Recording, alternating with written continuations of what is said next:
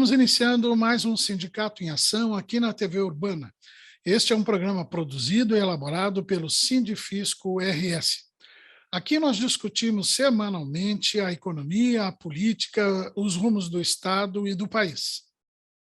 Hoje nós vamos conversar e entrevistar o assessor econômico da Assembleia Legislativa, economista pela URGS e mestre em administração pela Universidade Federal do Rio Grande do Sul, pela URGS também, Jorge Maia Ussan.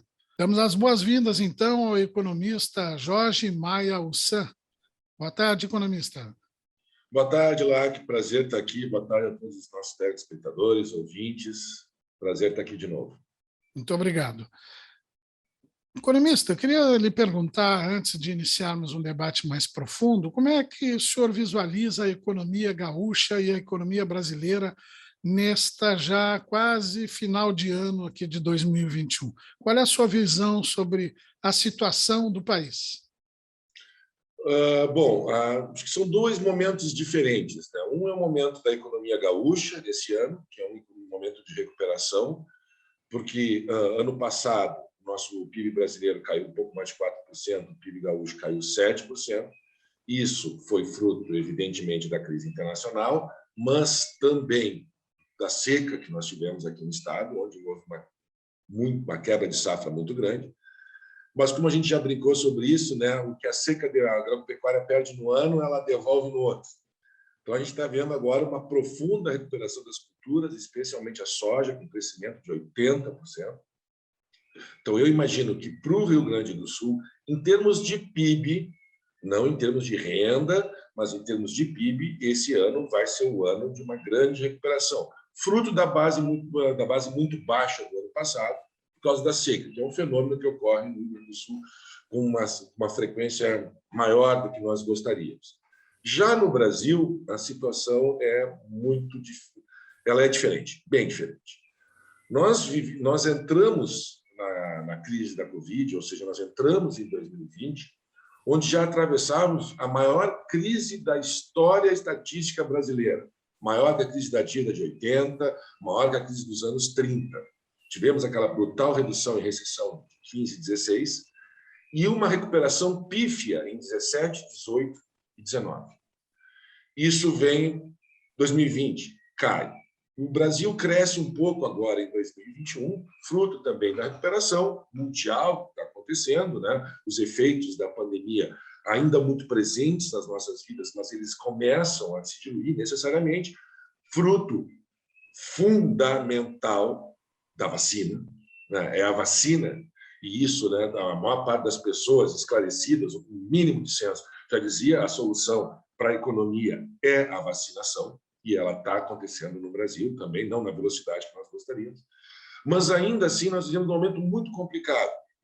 Por um lado, uma atividade econômica que cresce muito pouco, atividade industrial cresce pouco. Por outro lado, fenômenos adversos, né, como nós vimos, tem seca em algumas regiões do país, nós temos uma provável crise hídrica no horizonte, né, o que também complica, e uma inflação renitente que tende a diminuir, mas que até o momento está batendo recordes recentes, e especialmente para os mais pobres. Portanto, nós temos um desemprego muito elevado, uma renda que caiu nesse período. A Assembleia Legislativa aqui do Estado fez uma pesquisa que foi divulgada, se não me engano, essa semana, onde mostra que 45% dos gaúchos disseram que a sua renda caiu muito em relação a outros anos. Então, a perspectiva para a economia brasileira, em nenhum cenário, ela é otimista. Pelo contrário, ela é ruim. Não no sentido de cair de novo, entendeu? Mas nós não conseguimos recuperar nem o patamar de 2014. Nós estamos abaixo do patamar de 2014. Sim. Na abertura, tu disseste agora, da tua fala, que a renda e a distribuição de renda consequente, né, ela não acompanha esse crescimento do PIB. O PIB ainda é um parâmetro econômico real para medir o desenvolvimento da nação, porque o desemprego está aí, cada vez maior, né? Queria essa análise tua sobre o PIB como referência para um país ou para um estado. Não, assim, ele é uma referência, é a grande medida da atividade econômica. Nós não temos como negar, né? Que pese alguns problemas metodológicos, questionamentos, mas o PIB verde, os outros serviços que não entram, o PIB é a medida, tá? Ele é fundamental. Mas a gente não pode esquecer que nós vivemos um dos países mais desiguais do mundo. Então, uma coisa é o crescimento do PIB, e mesmo a questão da desigualdade, ela começa a preocupar países que antes não se preocupavam com isso. Os Estados Unidos sempre foi, no primeiro mundo, né, no mundo desenvolvido, um país muito desigual. Está ficando mais. Os países europeus eram países muito menos desiguais, e a desigualdade lá está aumentando. Então, ele ainda é importante, mas nós não podemos esquecer outros fatores, como, por exemplo, a taxa de emprego, a taxa de subutilização, a renda das pessoas. Está muito difícil as estatísticas agora em épocas de pandemia, né? Mas nós não podemos esquecer isso. Por exemplo, quando a gente diz que o PIB gaúcho vai crescer bastante esse ano, ele está fundamentalmente ligado à agropecuária e fundamentalmente ligado à soja, que é uma atividade concentradora de renda, porque a maior parte dessa soja produzida aqui no estado, ela vai ser exportada em grão seca para outros países. Portanto, ela não vai gerar a renda na agroindústria, não vai gerar renda na indústria, não vai gerar empregos, não vai gerar demanda por máquinas e equipamentos aqui no estado. Então, a boa notícia é que o PIB cresce, mas a má notícia, não tão boa assim, é que, apesar desse crescimento, esse crescimento vai ser muito concentrado nos setores exportadores, ou seja, nos produtores de soja e naquelas indústrias e setores que produzem bens e serviços para a soja, que tem pouca, vamos chamar assim, capilaridade na economia gaúcha. Sim. Essa é uma questão importante. A gente sempre tem que pensar, já te passando, desculpe interromper, mas, olha, o PIB cresce, sim, a economia cresce, mas onde ela cresce? Para quem ela cresce? Quem são os maiores beneficiados desse crescimento? Sim, esse crescimento gaúcho baseado na exportação, principalmente de soja, ele é um risco para o país. A China, que é o maior comprador de soja do país e do Rio Grande do Sul, começou a investir em soja na África, né? E pode se livrar da nossa soja. Nós podemos aí ter algum problema no futuro nesse aspecto? Claro que sim, porque nós vamos pensar o seguinte: produzir soja é um desafio, mas é um desafio muito menor do que produzir um automóvel, por exemplo, né? Ou que produzir uma colheitadeira, por exemplo. Então, tu tendo um país como na África, se eu não me engano é na Tanzânia, né? A China está desenvolvendo fornecedores lá. Não podemos lembrar que a China é o nosso principal parceiro exportador e até pouco tempo atrás era o nosso grande inimigo do governo atual.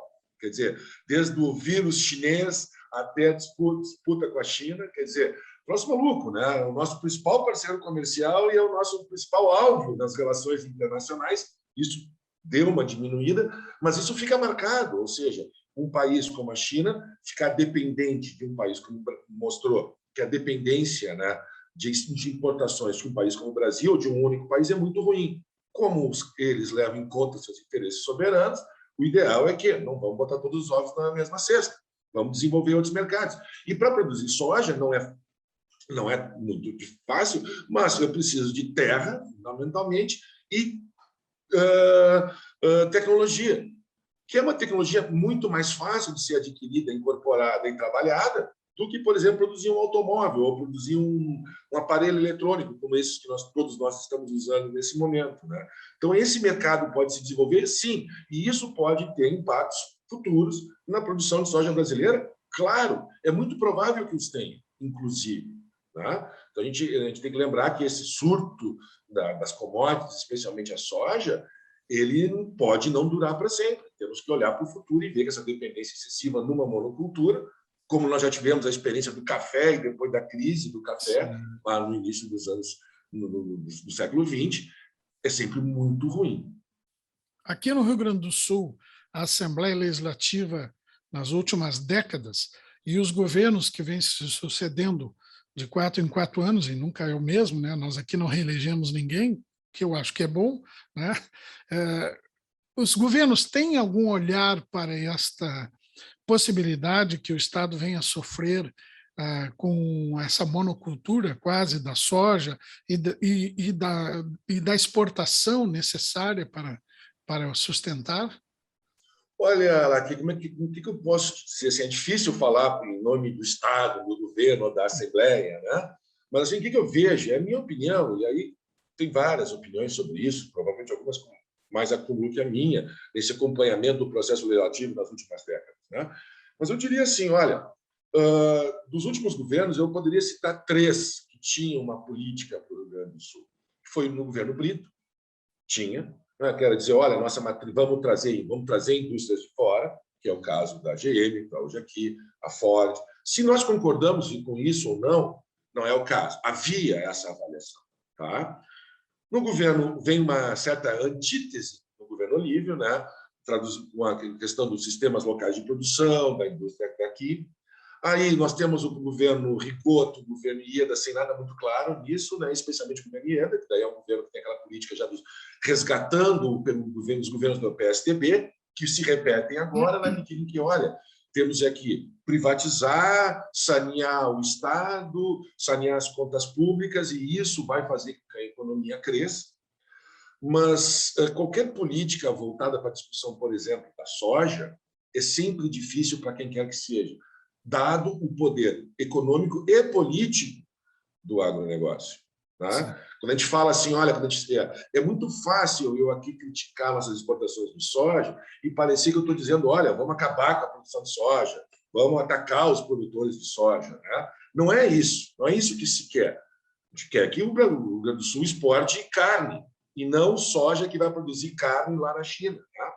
Mas isso não é um ataque direto à produção. Os produtores estão produzindo, estão ganhando dinheiro. Sim. Mas eles representam um setor tradicional gaúcho, antigo, quer dizer, o agropastoril, essa cultura agropastoril está aqui no 20 de setembro, recentemente, então ela é muito presente no Rio Grande do Sul. Então, há muita resistência política e dificuldade política de lidar com esse tema, mesmo dizendo que não é um ataque ao agronegócio, pelo contrário, né, é um estímulo ao agronegócio mais moderno e mais sustentável, ou seja, do ponto de vista ambiental, as crises, as secas, o aquecimento global vai impactar na produção agrícola também aqui no estado, né? Haja vista agora as secas que estão cada vez mais frequentes, e também do ponto de vista do crescimento da distribuição de uma renda nas cidades e para os trabalhadores, né? Para gerar trabalho e renda, que acho que é isso fundamental. Mas é sempre muito difícil, é um tema político muito, muito, muito delicado. E não me espanta de que haja dificuldades em lidar com eles, dada essa nossa, vamos chamar assim, cultura, né? Essas questões culturais. Sim, o impacto da Lei Candir, ele é para sempre. Nós nunca nos livraremos politicamente e socialmente da necessidade filosófica de não exportar impostos, porque senão o exterior não comprará nossos produtos. Tu visualiza algum debate que possa alterar essa visão? Parece tão perene. Se vai alterar, que eu não sei, mas que está surgindo agora, está ficando mais claro para todo mundo, está. Né? Seja, o que a Lei Candir fez? Antigamente se exportava os produtos primários, os produtos industriais não, se exportava e se cobrava imposto, por exemplo, ICMS, sobre as exportações. Aí lá em 96, 97, aquela época, a justificativa era aumentar a nossa competitividade, mas não era. A vantagem de ficar começando a ficar com a barba branca é que eu já era economista naquela época, e a gente sabia que o problema é que o câmbio, no FHC2, no FHC2, estava muito alto, sobrevalorizado, o que diminuía a nossa competitividade das nossas exportações. Então, ao invés de mexer no câmbio, se resolveu mexer nos impostos dos estados, no ICMS, que é mais ou menos quando a gente diz assim, olha, o câmbio e a política da Petrobras está pressionando os preços do combustível para cima. O que nós vamos fazer? Não vamos mexer no câmbio, não vamos mexer na política da Petrobras, o problema é os impostos dos estados, os governadores cobram ICMS demais sobre gasolina e sobre gás. Foi o que aconteceu naquele momento. Tirar o imposto é fácil, botar é um horror. Até porque tu vai botar como eu te disse, tu vai botar um imposto por essa questão filosófica, né? Tu vai botar um imposto sobre um setor que tem muito poder no Rio Grande do Sul e no Brasil. Mas eu acho que esse debate está voltando à tona por 2 motivos. Sim, dois motivos. O clássico, né, dizer, olha, a gente não tem que incentivar a exportação, não é a produção, a gente tem que incentivar a produção. Só nós não temos é que incentivar a exportação de produtos de baixo valor agregado, que não geram renda, que não geram emprego, que não geram inovações tecnológicas em grande mundo, não desenvolvem o país. Isso é um fato. O segundo é pensar assim, nesses momentos onde esses setores eles têm ganhos muito grandes de renda, mas não é porque se tornaram mais competitivos, não vamos pensar em termos, questão bem moral, tá? Não é assim, olha, os exportadores vão pensar do agronegócio, soja, madeira, mas vamos falar do agronegócio para também tirar um pouquinho, né, essa pecha da soja.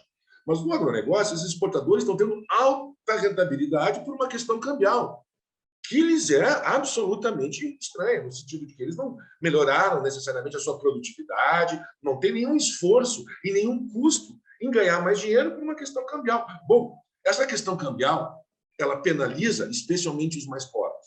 Por quê? Porque gera inflação, e a inflação, como nós sabemos, penaliza os mais pobres. Mas ela favorece um outro conjunto. Nada mais natural, eu acho, de que cobrar-se um imposto, ou cobrar-se uma taxa, ou que esse ganho que advém de questões externas possa ser reduzido de um lado para minorar os problemas de outro. Não é eliminar, evidentemente, mas nós temos que entender, olha, esse ganho é do setor. Esse não precisa necessariamente ser um imposto, ou pode ser um imposto móvel, que vai, a partir de certo momento, vai funcionar para duas coisas. Primeiro, para estimular a produção interna, e segundo, para que esses ganhos, que não são fruto do trabalho, por assim dizer, possam ser partilhados com a sociedade brasileira. Então, não é assim, daquele discurso de eu trabalho, aí eu tenho que sustentar quem não trabalha. Não, velho. Está ganhando a mais por uma questão cambial. Bom, então é o seguinte, vamos partilhar esses ganhos com a sociedade brasileira, com quem não ganha e, pior, com quem perde por causa disso, que são os mais pobres. Então, exatamente. Esses são dois elementos importantes que eu acho que quer dizer, que já começam a ser discutidos. Se vai adiante, é um problemão a reforma tributária no Brasil, mas eles estão aí. Eu ia entrar no tema da reforma tributária e depois do nosso intervalo vamos ao tema da política industrial e do desenvolvimentismo no Brasil. A reforma tributária não consegue caminhar no Brasil, porque não há interesse dos grandes beneficiários do sistema atual de que isso se altere. Tu vê alguma chance disso progredir positivamente para a população no futuro próximo? Tia, olha lá, olha, eu sou um desesperançado em relação à reforma tributária. Assim, tá? Por quê? Porque da atual conjuntura política não consigo ver nenhum sucesso para isso aí. Por quê?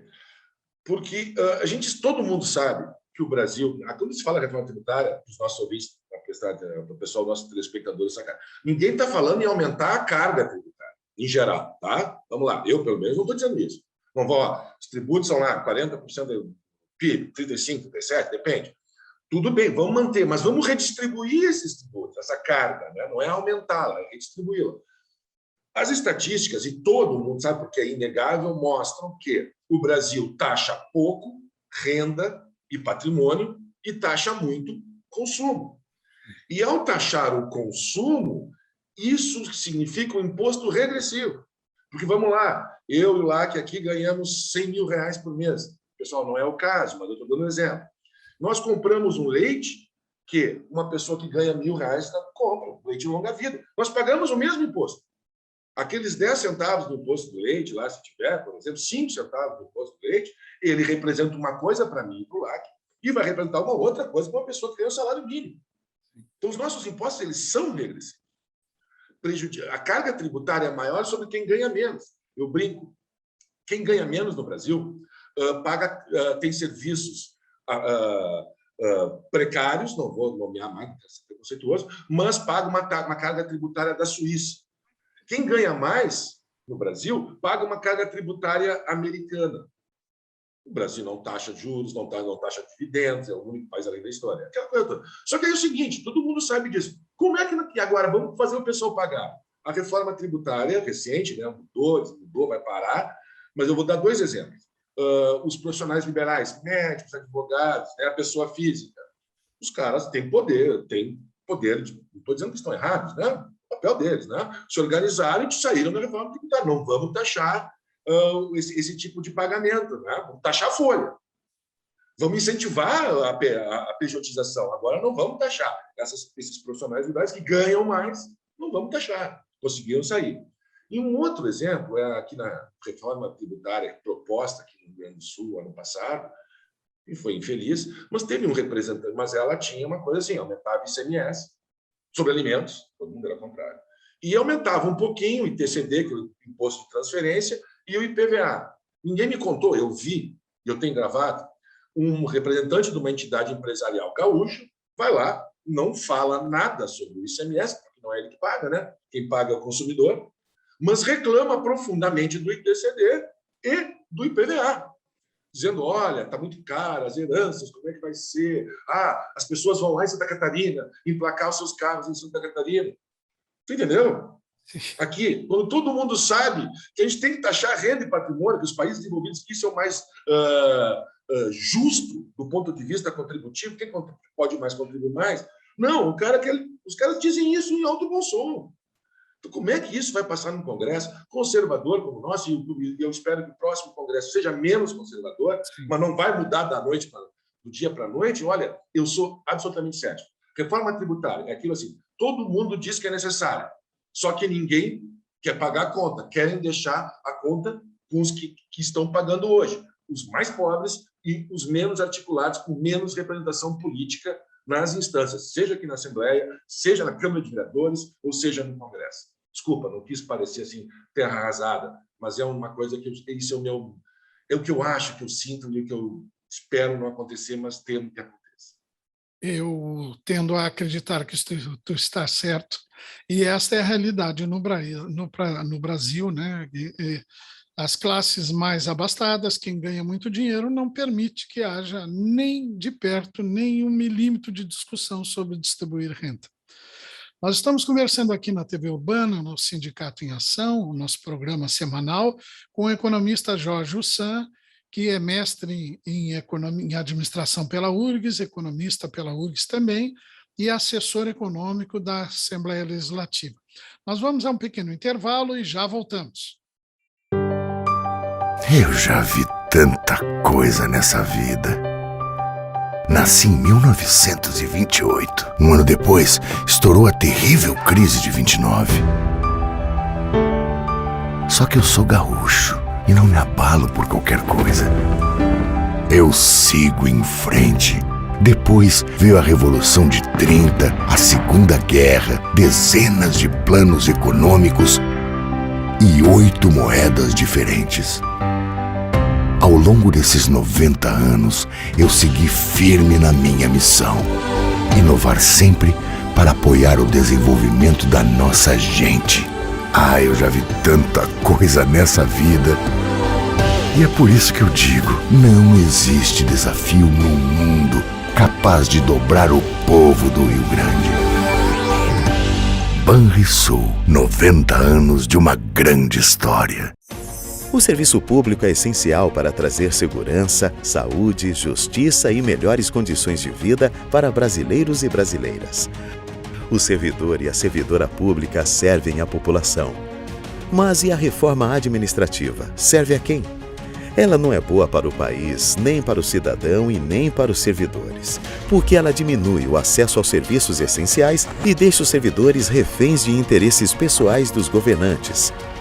Defender o serviço público é defender os direitos de todos os brasileiros e brasileiras. Junte-se ao movimento a serviço do Brasil.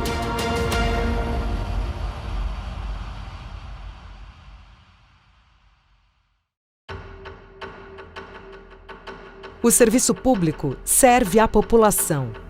E a reforma administrativa serve para quê? Diminuir 25% da carga horária do servidor público serve para quê? 25% menos médicos, 25% menos professores e 25% menos serviços básicos que você, como cidadão brasileiro, tem por direito. Junte-se ao movimento a serviço do Brasil Já somos 29 entidades, servidores e servidoras do Ministério Público, do Poder Judiciário e do Fisco de todos os estados do Brasil. O serviço público serve a você e a sua família. E a reforma administrativa serve para quê? Mais de 9 milhões de processos podem ficar sem solução já em 2021. Mais de 103 mil desses processos são de violência doméstica. E para quê? Os impactos da reforma administrativa e da PEC emergencial podem diminuir a arrecadação em pelo menos 12,5 bilhões de reais. Para quê? A substituição de funções estratégicas por cargos de confiança pode trazer corrupção para dentro do processo eleitoral. Para quê? Junte-se a nós nesse movimento em defesa do serviço público de qualidade. Já somos mais de 400 mil pessoas unidas nessa campanha para conscientizar a população de como a reforma administrativa e a PEC emergencial podem afetar o dia a dia do cidadão e da cidadã e até mesmo a democracia no Brasil. O servidor e a servidora pública servem à população. E a reforma administrativa serve para quê? Você está assistindo aqui na TV Urbana o programa Sindicato em Ação, um programa produzido e apresentado pelo Sindifisco RS. O programa vai ao ar todas as semanas e traz as novidades da política, da economia e discute os rumos do país e do Estado. Vamos agora às novidades da semana, as notícias da semana, com a jornalista Fabiane Flores. Em seguida, nós voltamos. Oi, Lac! Oi, pessoal que está acompanhando o nosso programa Sindicato em Ação. Vamos conferir agora as notícias da semana. Câmara instala a comissão especial que vai analisar a PEC dos precatórios. Governo terá de fazer ajustes de despesas para não explorar teto de gastos. Presidentes de Câmara e Senado tentam acordo para pagar precatórios e manter teto de gastos. Brasil vai disputar topo na lista de países com maior inflação de 2021, diz OCDE. Sem acordo, o relator da reforma administrativa se reúne com líderes. Confira estas e outras notícias no site do Sindifisco RS. Estamos de volta com o nosso programa Sindicato em Ação aqui na TV Urbana, conversando hoje com o economista Jorge Maia Ussan, que é assessor parlamentar, economista e mestre em administração pela URGS, aqui no Rio Grande do Sul. Economista, o André Lara Rezende, um dos maiores nomes da economia brasileira, que ajudou a criar o Plano Real, o Bresser Pereira, que é outro monstro da economia no país, e também cientista político, analista social, os dois acusam as elites brasileiras de impedirem, junto com os economistas, veja bem, e eu colocaria, para não ser só acusando a tua categoria, mas junto com jornalistas da grande mídia, de impedir o debate sobre uma política de desenvolvimento no Brasil. E eu incluo também na pergunta para ti uma política industrial no Brasil. Como tu observas essas críticas do André Lara Rezende, do Bresser Pereira, e quando que nós teremos uma política desenvolvimentista no país? Olha, eu concordo integralmente com eles, destacando que o André Lara Rezende é um economista ortodoxo, falasse bem um dos pais do Plano Real. O Plano Real se origina na proposta Larida, que era o Pércio Arida e o André Lara Rezende. O Bresser, um economista já de cunho heterodoxo, desenvolvimentista, mas que foi ministro dos governos Fernando Henrique, portanto, nenhum desses aí pode... O Bresser, não, e com certeza o André Lara Rezende também não, podem ser acusados, né, de chineses, comunistas ou caras de extrema esquerda, como costuma acontecer, infelizmente, hoje em dia, mas eles estão cobertos de razão. Né? Assim, tem um movimento, a política industrial saiu de moda nos anos 90, como tudo que tem a ver com o Estado, né? O auge das políticas que a gente chama de neoliberais. Ela volta no Brasil nos anos 2000, continua até 2018, até o governo Temer. A partir de 2019, evidentemente, acaba, porque esse governo federal atual, se tem política, a gente não sabe, tem uma ou outra iniciativa de um ou outro órgão, vai achar alguma coisa lá, mas absolutamente nada do ponto de vista articulado. Mas é sempre difícil. Por quê? Porque, como a gente já discutiu antes, política industrial requer discussão, requer incentivos setoriais e, fundamentalmente, também ela requer o quê? O reforço do pacto entre o capital e o trabalho. E, num certo sentido, o empoderamento dos trabalhadores ou das suas representações e a discussão em relação a isso, né? E ela não está relacionada diretamente ao mercado financeiro também. Os Estados Unidos, agora, com o Biden, retoma essa discussão. A China tem política industrial desde sempre, né? Mas tem agora para a China 2025. França também começa a se articular na política industrial. Inglaterra, vários países começam a ver a potência manufatureira chinesa ameaçando as suas economias e, com isso, passam a, no bom sentido, competir e procurar desenvolver. A Alemanha sempre teve política industrial. A Alemanha sempre teve. Só que aqui no Brasil a gente tem uma tendência a achar que política industrial é coisa de terceiro mundo, coisa de bananeiro, etc. E tal. É intervenção estatal no mercado. Sim, é o que se achava nos anos 90, né? Só que o mundo mudou um pouco dos anos 90 para cá, né? Outros países, outros atores, a China, o que era a China nos anos 90, o que a China é hoje, né?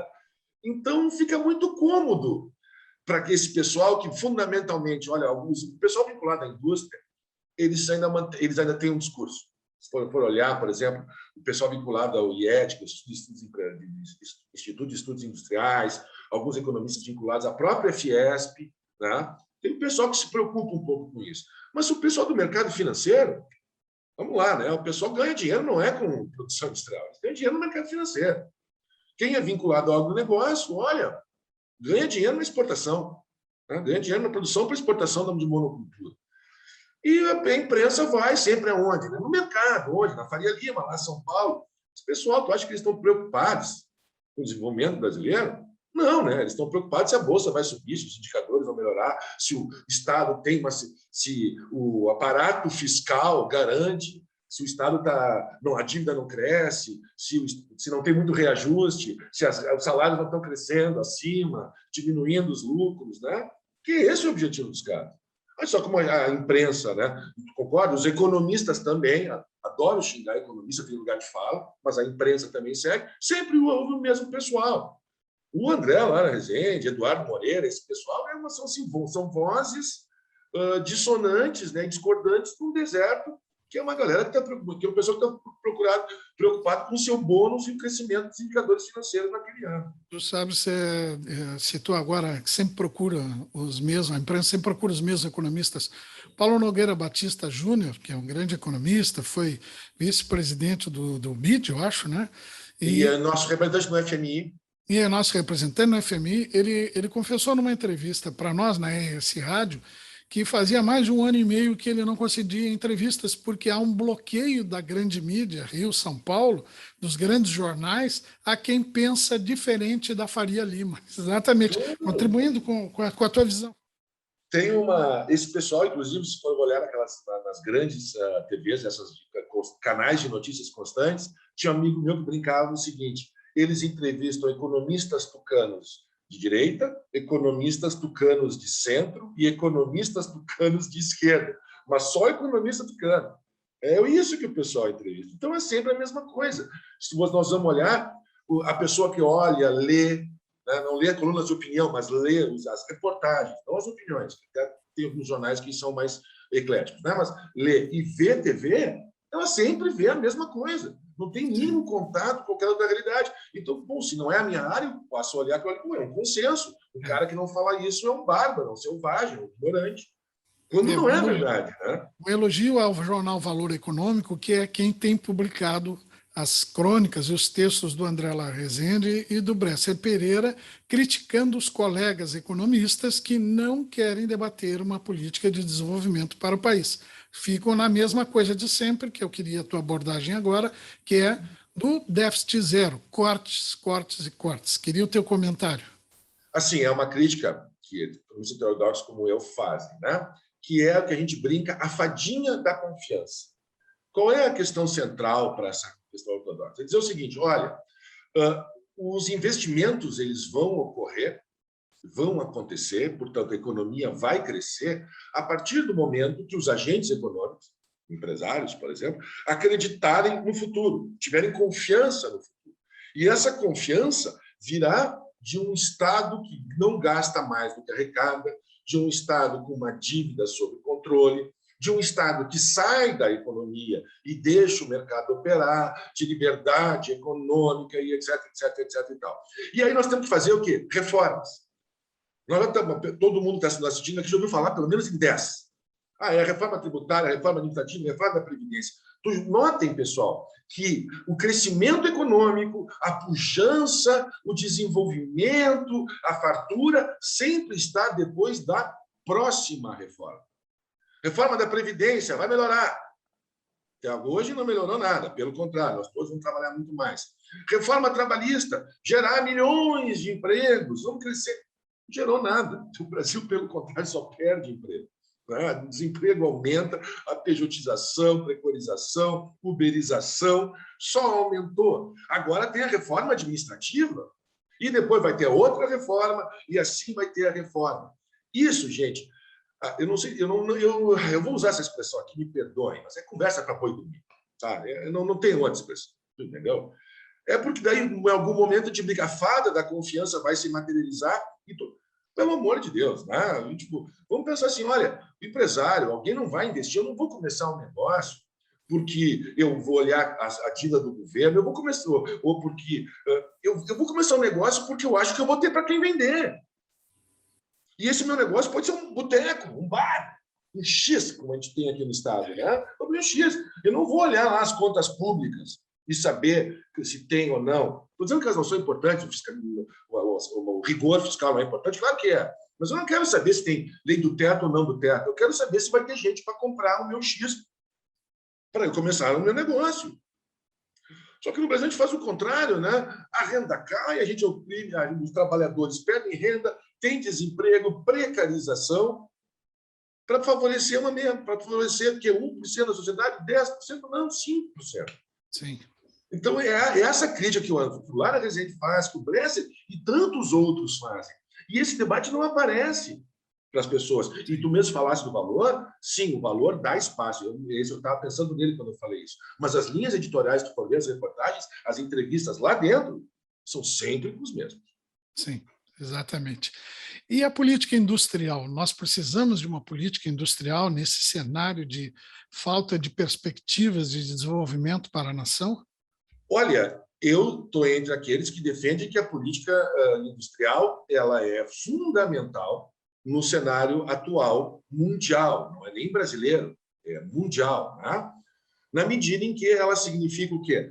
Nós garantirmos, primeiro, inovação, garantirmos renda, garantirmos empregos e dinamização, complexidade econômica no Brasil, coisa que a gente não vem experimentando. Nós temos, pelo menos quando se discute isso, né? É claro que todas as economias mais dinâmicas, elas necessariamente passaram por um processo de industrialização, passaram pelo papel. E aí é que vem o problema. Quando a gente fala de política industrial, nós estamos falando do papel do Estado. O Estado tem um papel central nisso, de incentivo, de regulação, de preocupação. A gente estava discutindo política industrial, quando eu estava falando aqui, olha, quem sabe não deve se pensar num imposto, numa taxa sobre as exportações, não só por uma questão de justiça tributária, mas também como uma forma de fazer um incentivo a que a industrialização se dê no país. Aqui no Rio Grande do Sul, por exemplo, a gente exporta muito boi em pé. Como é que a gente pode fazer? Não proibir, evidentemente, mas que estimular, ao invés de tu vender o boi em pé, tu vender a carne congelada. Gera emprego, gera renda. Mas sim, é isso que nós estamos falando. Ninguém aqui quer... nós não vamos exportar foguetes, né? Não é para ter economia, ciência espacial, né? Mas isso requer um papel do Estado. E para muitos, o Estado é um anátema. Anátema quer dizer o seguinte, é uma coisa que ele deve ser o menor possível. Porque, em geral, assim, aquele liberal diz assim, eu sou liberal por quê? Eu sou liberal porque eu não gosto de pagar imposto. Ninguém gosta de pagar imposto, na verdade, né? Se imposto fosse bom, ele não era imposto, ele era proposto, era suposto. Bom, então, O Brasil teve políticas industriais, como eu estava falando, a partir dos anos 2000, teve alguns momentos de política industrial que se estenderam até 2018. Quer dizer, a última delas, que é o Brasil Mais Produtivo, foi no final do governo Dilma, que ainda se manteve durante o governo Temer, um governo, evidentemente, de características, né, neoliberais, na medida que falava sobre lá a ponte para o futuro, etc. e tal, mas manteve isso. Ou seja, mas aí uma política naquela época pensada para o apoio à pequena e média indústria para aumentar a sua produtividade. Quer dizer, apoio para esses caras. Em média, aumentou em 50% a produtividade do chão de fábrica nesse programa, que ainda é tímido, que ainda foi relativamente tímido. Todas as políticas no Brasil, tem alguns caras, inclusive, que criticam, dizendo, olha, elas foram muito tímidas e pequenas em pequena escala, mas se tu for comparar com o que havia antes, a minha opinião é que elas, sim, poderiam ter sido melhores, mas o que não poderia, né? Mas, dada a agenda nacional, acho que foi o possível a ser feito, poderia ser feito mais, que acabaram agora. O que isso significa? Então, o financiamento, o papel do BNDES, o BNDES saiu da economia. Tá? Porque vem aquela discussão assim, não, qual é o problema? O BNDES utiliza dinheiro e financia empresas com juros, na época, TJLP menor, e isso faz com que os bancos privados não possam fazer esse investimento. Vamos tirar o BNDES que os bancos privados vão fazer. Vocês acreditam nisso? É que nem diziam, olha, vamos reduzir vamos botar uma... Assim, ó, se lembram? Vamos botar tirar a isenção para as malas dos aviões, que o preço da passagem vai baixar. Bom, acredita quem quer, né? Tem gente que acredita que pode ganhar 10% ao mês naqueles grupos de WhatsApp em pirâmide. Acredita quem quiser, né? Mas na prática o que acontece não é isso. Na prática o que não acontece não é isso lá. E o jornalismo embarcou em todas essas piadas, né? Essas visões ilusórias e irreais e publicou isso, às vezes, até em manchetes de grandes jornais, né? Passagem deve baixar com isso e aquilo, aquele outro, né? Olha, eu acho que o Brasil precisa amadurecer muito, né? Nesse nosso encerramento, estamos encerrando aqui a entrevista. Agradeço muito ao economista Jorge Ussan e te proponho uma reflexão final aqui. O Brasil precisa amadurecer muito nesse debate político e econômico. Consideras que sim, isso? Concordo integralmente, Lac. Quero dizer o seguinte, o que nós precisamos fazer para isso acontecer é diminuir a desigualdade. A nossa elite é muito elite, né? Ela tem uma tradição branca que vem lá do tempo da escravidão, que, em certo sentido, vem lá do tempo de Portugal, dos fidalgos, dos filhos d'algo, lá em Portugal, Espanha, na Idade Média. A gente tem muito a avançar, mas esse amadurecimento só vai vir à medida que as pessoas tiverem emprego, tiverem renda, acesso a emprego, renda e educação. E a educação ampla e de qualidade. Olha, numa entrevista recente, um embaixador comentava sobre a China e trazia o exemplo da China, que em 30 anos investindo em educação deu o salto de qualidade que ameaça os Estados Unidos e a Rússia como os maiores países do mundo, né? Eu acho que talvez a educação, como Brizola pregava aqui, né? Brizola pregava, o próprio Lula criou inúmeros programas no governo federal, né? Mas queria agradecer muito aqui ao economista Jorge Ussan, que esteve conosco aqui no programa. Muito obrigado por debater a economia gaúcha, a economia brasileira, nos apresentar suas visões e nos encontramos aqui no programa Sindicato em Ação numa próxima oportunidade. Muito obrigado a você, muito obrigado, Jorge. Passo a palavra para a tua despedida e a semana que vem a gente volta. Eu quero agradecer, eu que agradeço o convite, é sempre um prazer estar aqui. Quando tiverem as próximas, estaremos aqui também para trazer um debate um pouco diferente, né? Uma visão um pouco diferente do que a gente vê por aí. Agradeço o convite, muito obrigado, até a próxima.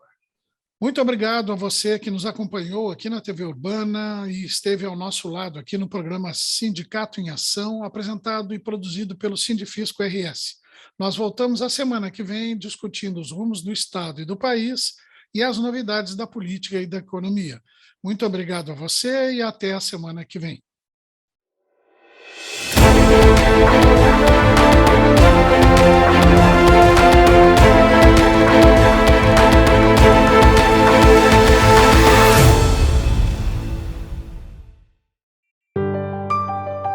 já vi tanta coisa nessa vida. Nasci em 1928. Um ano depois, estourou a terrível crise de 29. Só que eu sou gaúcho e não me abalo por qualquer coisa. Eu sigo em frente. Depois veio a Revolução de 30, a Segunda Guerra, dezenas de planos econômicos e 8 moedas diferentes. Ao longo desses 90 anos, eu segui firme na minha missão. Inovar sempre para apoiar o desenvolvimento da nossa gente. Eu já vi tanta coisa nessa vida. E é por isso que eu digo, não existe desafio no mundo capaz de dobrar o povo do Rio Grande. Banrisul, 90 anos de uma grande história. O serviço público é essencial para trazer segurança, saúde, justiça e melhores condições de vida para brasileiros e brasileiras. O servidor e a servidora pública servem à população. Mas e a reforma administrativa? Serve a quem? Ela não é boa para o país, nem para o cidadão e nem para os servidores, porque ela diminui o acesso aos serviços essenciais e deixa os servidores reféns de interesses pessoais dos governantes. Defender o serviço público é defender os direitos de todos os brasileiros e brasileiras. Junte-se ao movimento a serviço do Brasil.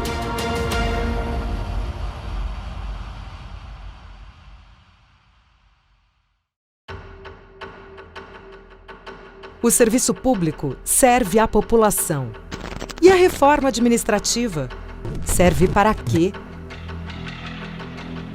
Diminuir 25% da carga horária do servidor público serve para quê? 25% menos médicos, 25% menos professores e 25% menos serviços básicos que você, como cidadão brasileiro, tem por direito. Junte-se ao movimento a serviço do Brasil. Já somos 29 entidades, servidores e servidoras do Ministério Público, do Poder Judiciário e do Fisco de todos os estados do Brasil. O serviço público serve a você e a sua família. E a reforma administrativa serve para quê? Mais de 9 milhões de processos podem ficar sem solução já em 2021. Mais de 103 mil desses processos são de violência doméstica. E para quê? Os impactos da reforma administrativa e da PEC emergencial podem diminuir a arrecadação em pelo menos 12,5 bilhões de reais. Para quê? A substituição de funções estratégicas por cargos de confiança pode trazer corrupção para dentro do processo eleitoral. Para quê? Junte-se a nós nesse movimento em defesa do serviço público de qualidade. Já somos mais de 400 mil pessoas unidas nessa campanha para conscientizar a população de como a reforma administrativa e a PEC emergencial podem afetar o dia a dia do cidadão e da cidadã e até mesmo a democracia no Brasil. O servidor e a servidora pública servem à população. E a reforma administrativa serve para quê?